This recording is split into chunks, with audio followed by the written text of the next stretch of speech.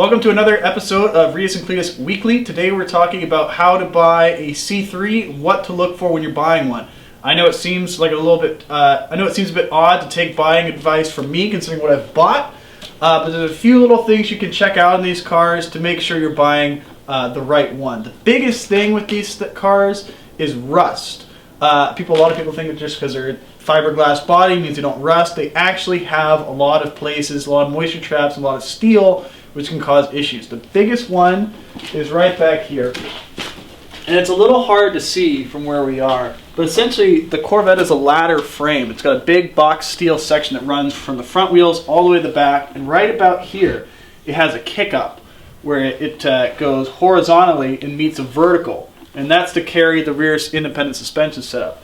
So right here at this joint, it traps moisture because the wheel kicks water into it and stuff, and right here they'll always rust out. If the frame is going to rust, it's right here. It might be hard to see, but right where my finger is, back here. This is the upright that goes over the rear suspension.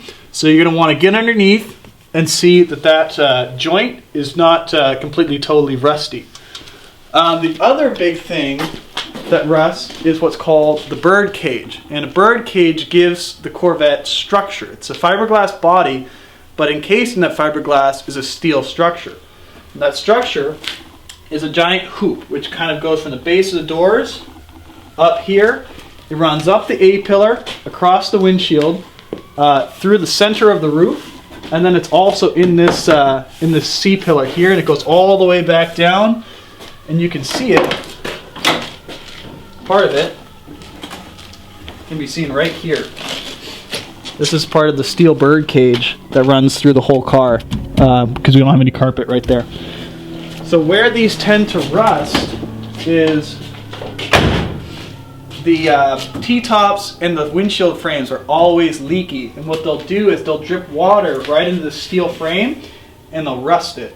So the only way to really check, because most of the bird cage is encased in fiberglass, the only way to check these is to undo the window trim right here and make sure that the steel in the windshield frame is solid. Generally, if this bit's solid, the rest of it is. Another quick and easy way to check if your car has a solid bird cage is the way that the doors hang. The bird cage actually goes down and supports the doors where they hinge into the body. So if the bird cage is all rusty and crappy, the doors will always sag. And you can always check the gap here where the door meets the rest of the body. If it's sagging, you'll have a really small gap at the top and a really big gap at the bottom. This one, as you can see, is pretty straight the whole way down. The rest of the mechanicals in the Corvette are pretty straightforward GM. There's not a whole lot of problems with them. The only, one of the few areas they really differ from most GM products is that they have four-wheel disc brakes, and they're big ones. They're 4 pistons front and back. The thing is, these were really early disc brakes for the time. They were kind of the first big disc brakes to make it onto an American car, and as such, they always leak.